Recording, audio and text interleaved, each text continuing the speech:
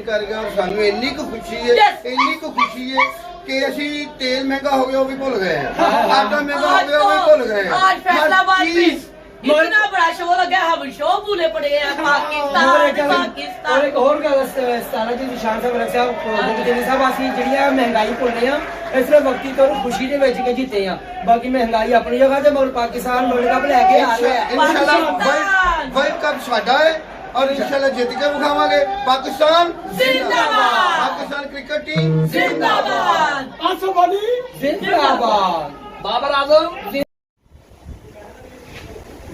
अस्सलाम वालेकुम। पाकिस्तान जिंदाबाद।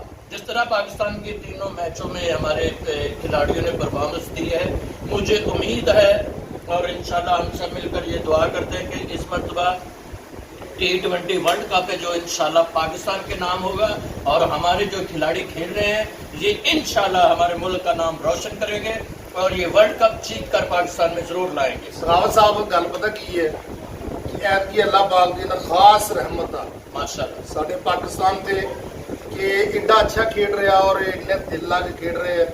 मुंडा आसफ नवा आया जी जी कि इतने अल्लाह पाक दी सर जितनी भी टीम है मैं तो ये कहूँगा कि जितनी भी टीम है सारी ही कॉन्फिडेंस के साथ, क्या और बात, पूरी परफॉर्मेंस के साथ और पूरे जज्बे के साथ खेल रही है।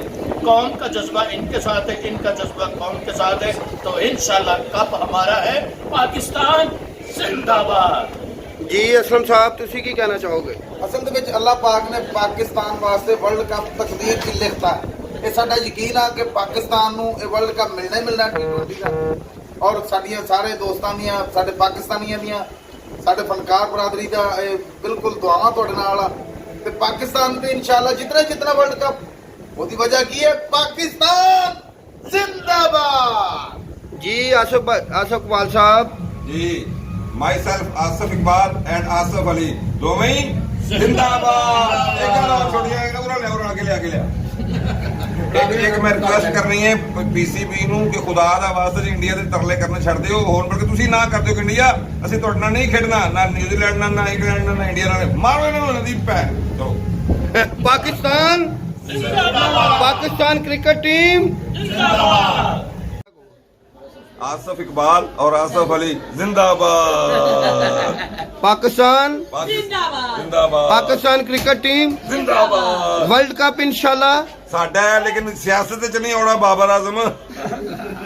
अस्सलाम वालेकुम, मैं ਤੁਹਾਡਾ ਆਪਣਾ ਫਨਕਾਰ ਹਸਨੈਨ ਕਮਾਲ ਯਾਨੀ ਕਿ ਜੇਦਾ ਆ।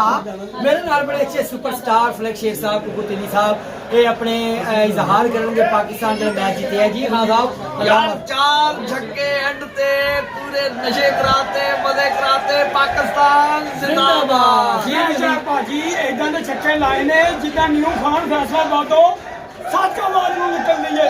ਪਾਕਿस्तान जिंदाबाद। और अगली एक गल होर देख रखना है इंशाल्लाह सानू पूरा यकीन है और उम्मीद है अपनी पाकिस्तान क्रिकेट टीम ते कि आंदा भी जिन्ने मैच ने ते बड़ी मेहनत करेंगे और वर्ल्ड कप जीत के पाकिस्तान दे विच आउणगे इंशाल्लाह। पाकिस्तान जिंदाबाद। चुप रखे। अस्सलाम वालेकुम, मैं ਤੁਹਾਡਾ ਆਪਣਾ ਫਨਕਾਰ ਹਸਨੈਨ ਕਮਾਲ ਯਾਨੀ ਕਿ ਜੇਦਾ ਆ। ਅਸਲ ਵਿੱਚ ਪਾਕਿਸਤਾਨ ਅੱਜ ਮੈਚ ਜਿੱਤ ਗਿਆ, ਬੜੀ ਖੁਸ਼ੀ ਹੈ ਸਾਨੂੰ।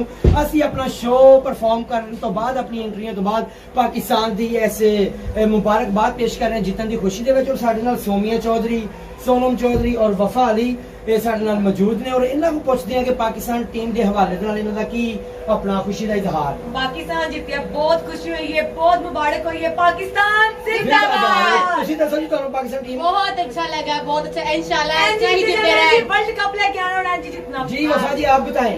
T20 जीत के आना बहुत अच्छा लगा। Best of luck. पाकिस्तान जिंदाबाद। पाकिस्तान क्रिकेट टीम जिंदाबाद। Bye bye जेदाया।